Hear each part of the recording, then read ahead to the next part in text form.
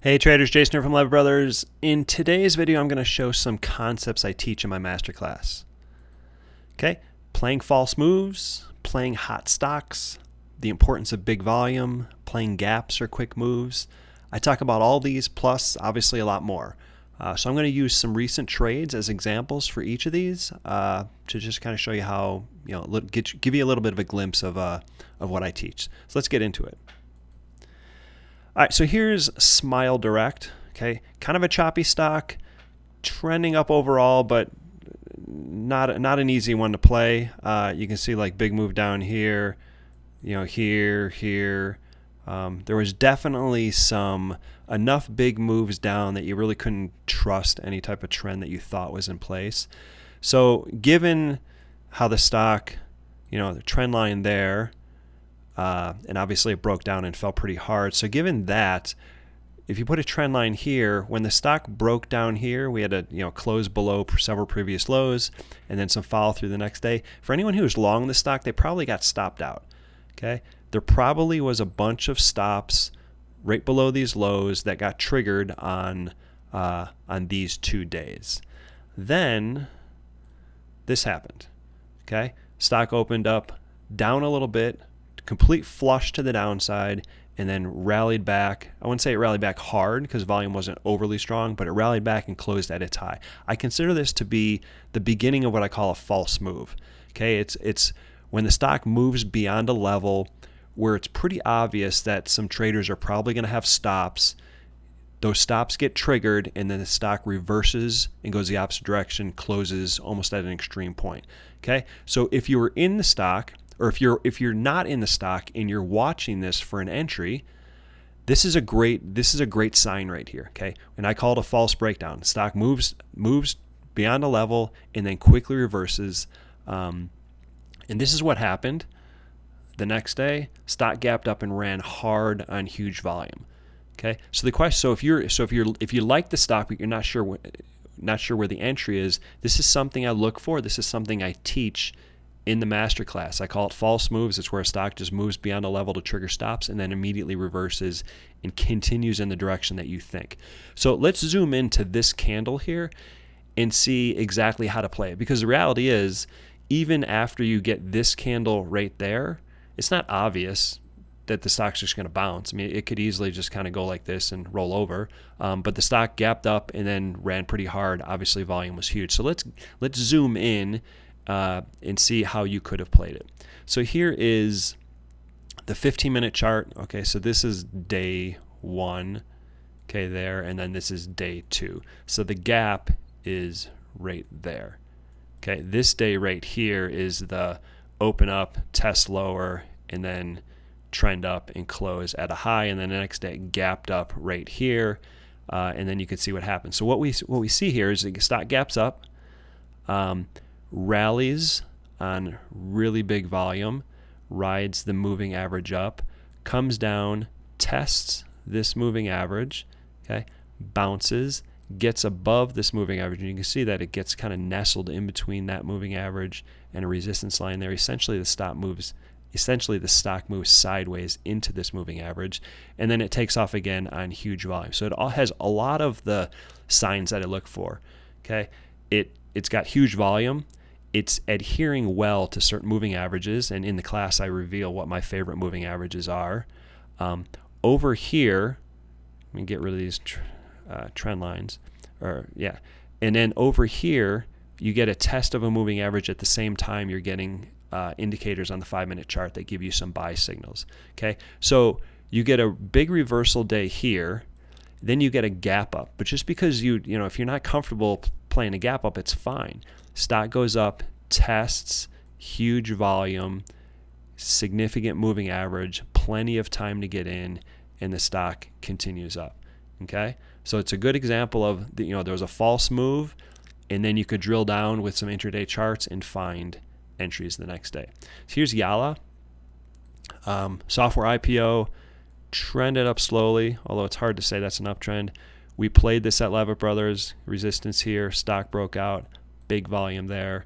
Stock goes up, comes down. You got some support here at a moving average, resistance here. Then it gets support here at a moving average. and resistance up here at 19.5. Okay, so the stock's getting squeezed between these two levels.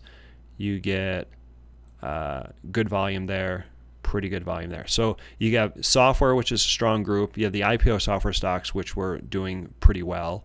You have adherence to key moving averages. You have volume that tells you stocks being accumulated. You have essentially like a hot stock that's doing well with volume that's supportive, and it's getting squeezed by significant levels. So it's all the telltale signs that I look for, all the signs that I look for, all the signs that I teach in the class. So then what happens is stock gaps up and runs. Okay, so you had a resistance level here, and you had support over here at the moving average, and the stock gaps up and runs. And so what if you were zooming in on this chart, but then it gapped up and ran? The question is, how do you play it? So let's zoom in and check that out. So here is the 15-minute chart. So here's the day, here's the beginning and end, and then here's the next day. So it's a 2-day chart. Okay, so and then here's that gap. So you can see the stock gaps up, runs up huge, massive volume here. Comes back down, tests moving average, comes up, moves sideways into a moving average, and then just kind of rolls up just like that. Okay, at the time, so first of all, I want to make a point that even if you like the stock, you wanted to go long, but then you hesitated because of the gap right here. Well, look at this. There's a 15-minute, 15-minute, 15, 15, 15, 15, 15, 15. So we're talking about 2 hours after the open. You're getting a test of a significant moving average. There was a buy signal on the stochastic on the 5-minute chart. All happened 2 hours after the open. So if you're not comfortable chasing this, it's okay. You could sit back, you can give it some time, and oftentimes there will be another entry. Okay, in this case, it was a test of the 21, and even if he didn't get in there, you had some sideways movement and adherence to a key moving average, and eventually a breakout and a continuation. Okay, so you have a strong stock trending up. It was hot, and then this is how you play a quick mover or a gap, which I talk about in the class. Here is a nano dimension. Okay, stock was steadily trending up. Have another example of a false move here. So at 8, we have resistance there, support there, but then right there, you have a dip below 8. Okay, so for anyone who is buying here, they may have put their stop in right below 8. Okay, so the stock goes below 8, triggers some stops, and then immediately recovers and closes above the moving average or above the key level, and then it spends 4 days consolidating, and then it takes off again. There was another resistance level that built here at 10, and then it took off, and I think the stock went up to 17 or 18. I don't remember the exact top. But another example of a false move. You got a strong stock that's doing great. It's hot. You get a false move because it comes down and takes out a key level, but it immediately recovers, consolidates, and then takes off. Okay, it's a good example of a false move. Good example of a hot stock. All stuff I teach in the class. Here is Rackspace Technology. Can't say the stock was hot. It was just kind of rolling up and down. This is really difficult to read because you got all these candles on the charts. But you can't deny that there's going to be some support levels somewhere in here. Okay, here's maybe a support level. You have some lows from over here that come in. You have this low here, whichever one you look at, and then you have the 50 right there. So whatever one you look at, support isn't really an absolute number here. It's kind of like a range. But there's no question that on this day, the stock closes below many levels. Anyone who is long, there's a good chance they put the stop below that level, triggered, they ran all the stops and triggered. The next day, the stock gaps up, tests lower, and then comes all the way back up and closes at its high. So-so volume, not pretty much average, I would consider it. Then the stock spends a couple days kind of digesting that big candle, and then it does this. Over the next 2 days, it just completely takes off. Okay, so it's something I look for. It's something I teach in my class, just the idea that you have a stock that moved up, pull back within an uptrend. It takes out a key level to run all the stops, but as long as it can recover like it did here, You get a resting period, and then boom, the stock takes off. Let's look at a couple more examples. Okay, UAVS, hot stock. Okay, hot stock in a hot group. Okay, drones suddenly came to life. All the drone stocks were doing really, really well. Stock moved up huge here, massive volume. Really hard to get interested in buying the stock over here when it's at $6, $7, $8, when it was just down at like $2.53 over here. But it's better to buy a stock that's up here when it's a hot stock in a hot group that has all this volume behind it. Better to buy it up here than to buy it down here when it was essentially a weak stock that was going absolutely nowhere. Okay, so the stock ran up.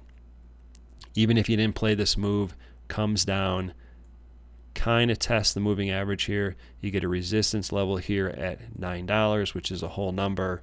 And you can see the stock somewhat gets squeezed between the highs there and the moving average, and it pops out the upside, and you get more, and you get a lot more strong volume. Okay, so hot stock, hot group, an example of playing a stock at a higher level when the odds of success are much higher than playing a dead stock, which is rolling around the bottom, and obviously volume here is really strong.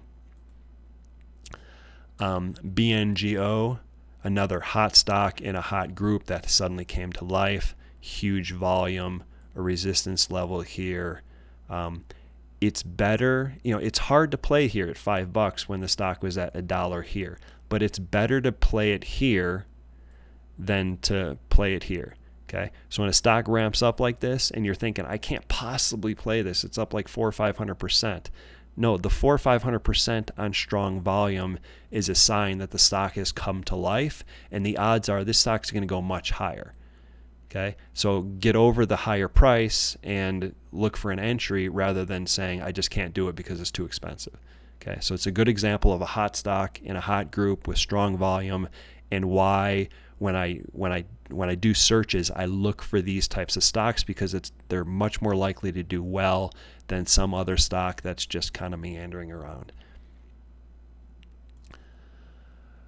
Sunworks, another stock that was pretty much dead here for a while. We had some volume here as the stock started to perk up, pulled back, another little volume surge, some more volume in here, but it was still pretty quiet. Then out of nowhere, we get big volume, and then it trades up to here. So I would rather play the stock here because you have it's in the solar group, which was hot. You have huge volume behind it. It's perched at a higher level. The activity level has picked up. These are all things I look for, and they're all things I teach in the class. That you want to look for stocks like this rather than stocks that are just dead money, buying a dip, buying at a lower price, looking for a bargain. Better to pay up for a stock that's hot on strong volume than to get a deal on a stock that's just not moving. Okay, so the stock was up here in the $7, $8, $9 range, strong volume, and then it broke out. And the fact that it went like this, you can't really. Sometimes you get lucky. Okay, so normally in a stock like this, I'd expect it to move up, consolidate, and then move up again. Let me get rid of these. So I'd expect it to move up, consolidate, and then move up again, and then maybe consolidate again. The fact that it just kept going and going is luck, but that happens. If you play the best stocks, if you play the stocks that have the winning characteristics, then occasionally you get lucky. Okay, and you're going to get lucky in this much more often than you're going to get lucky playing some other type of stock that doesn't have the same characteristics. Okay, so false moves, gaps and quick moves, hot stocks and hot groups, volume. These are all topics I cover in my masterclass, which is available at the link below this video. Thanks for watching, and I'll see you next time.